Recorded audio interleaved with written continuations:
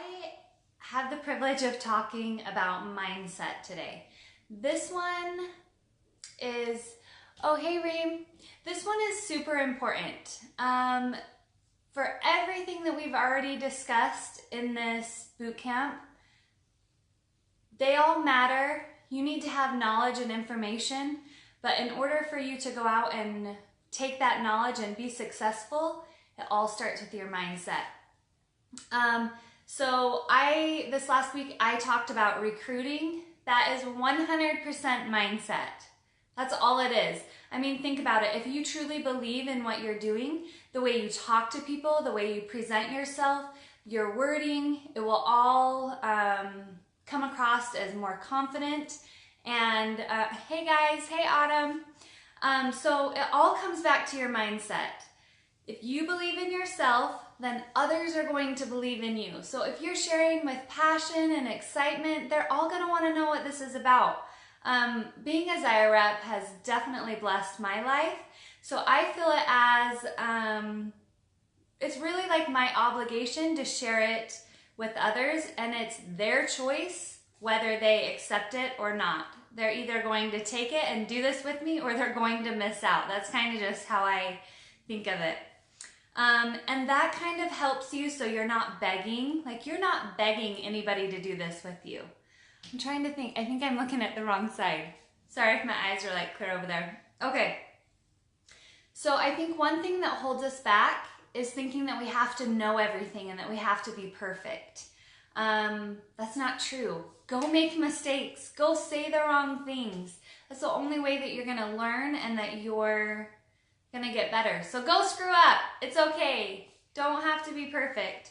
In my son's room, when he was a baby, I made him this baseball sign, and it says, "Don't let the fear of striking out keep you from playing the game." So I absolutely love that, because in my life, mindset has been a struggle for me. I didn't know that it was, but looking back, it really has. I felt like I had confidence on the outside and I can say it out loud, but really what's going on in there subconsciously. And we're really going to dive into all of that. And I'm going to give you some steps on how you can break through those blockages. So one thing I really love about direct sales, the direct sales industry, is that you can make this job whatever you want it to be. Isn't that cool? You don't have somebody, you don't have deadlines. You don't have somebody telling you, hey, I need you to come into work tomorrow, or hey, I need you to write this, or you know what I mean? Like, you get to decide that. How amazing is that? And another thing that's really awesome is anybody can be successful at this job. Anybody. You don't have to have a college degree. Gosh, you didn't even need to pass high school. You can do this. You just need a very basic skill set, and that's kind of what this boot camp is giving all of you. After this, after you watch these videos, just put it into action. You have everything that you need. Now, I'm not saying that being a rep isn't difficult. We all know that it's difficult, it's hard. But I'm just saying that I think that a lot of it is right up here.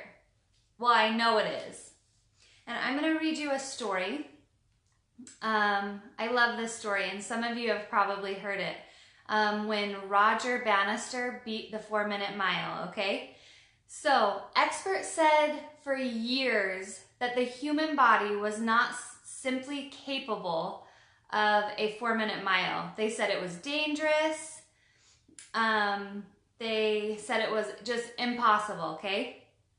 And then they tried for thousands of years to break that barrier, to be able to run a 4-minute mile, and they never did it.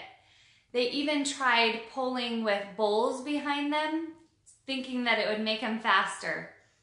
And in the 1940s, somebody made it in a 4-minute and 1-second mile, and there is where it stood for years.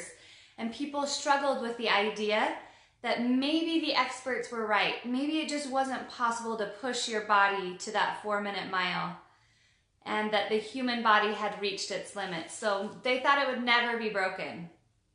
And then in 1954, Roger Bannister broke the 4-minute barrier, and he ran it in 3 minutes and 59 seconds. And part of his training is he relentlessly visualized the achievement in order to create a sense of certainty in his mind and his body. Okay? So guess what happened after he ran that 3-minute and 59-second mile? That next year, they say that many runners did it. The following years, many more runners did it. So the point is sometimes I think we put barriers or blocks in our own mind that we can't do something, and we can't. We can't. So you can break through those. And the reason why I love, the reason why I love this story, let's see. I wanted to read you guys one more quote from it, and now I can't find it. I don't know. But the reason why I love that story is I can apply it to my own life and being a Zyia rep, because a lot of it seriously is how we feel about ourselves, how we feel about our, just business in general.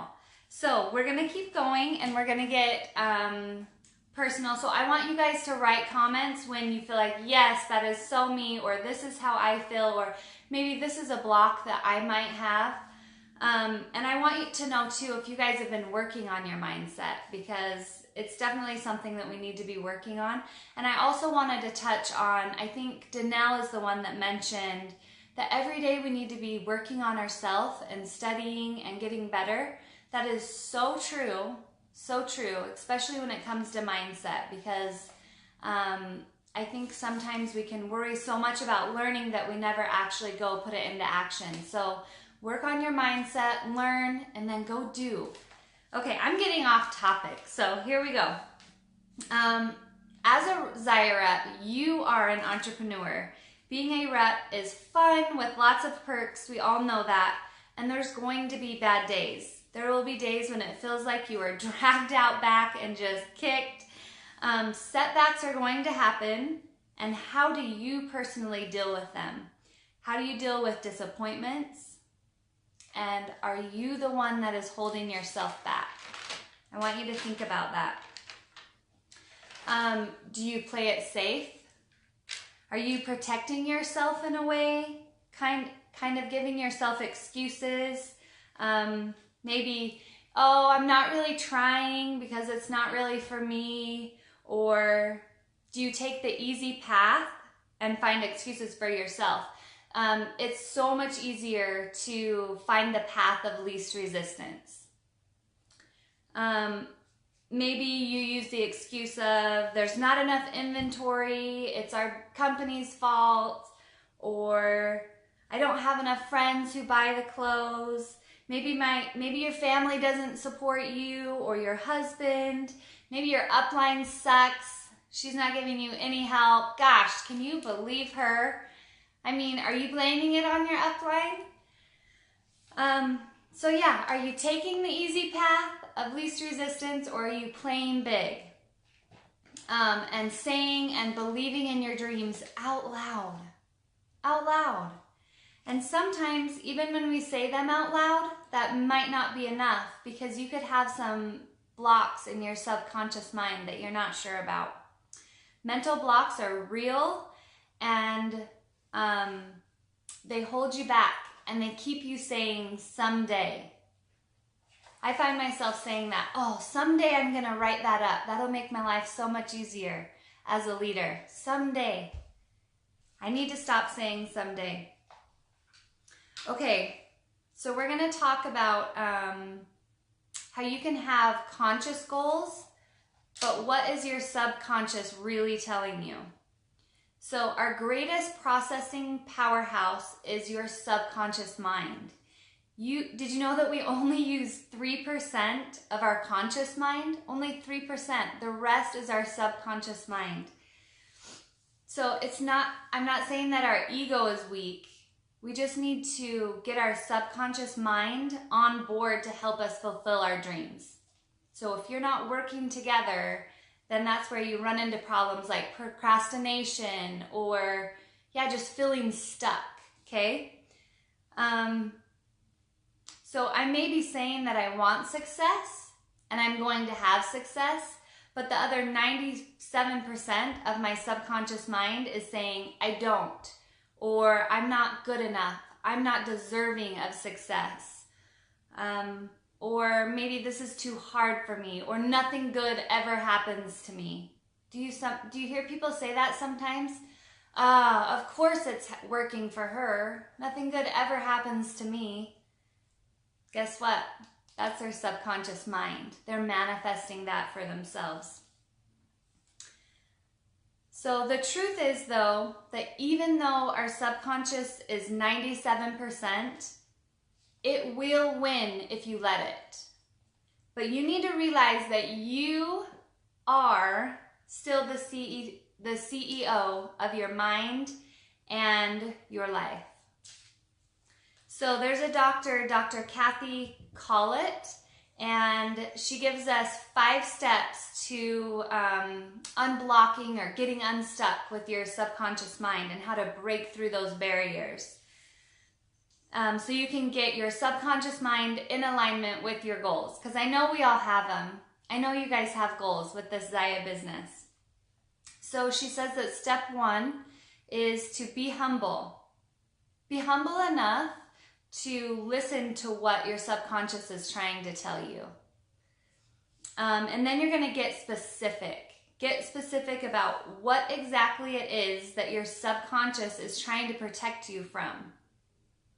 So it's almost like you interview yourself. Ask yourself questions like, hey, what are you worried about here?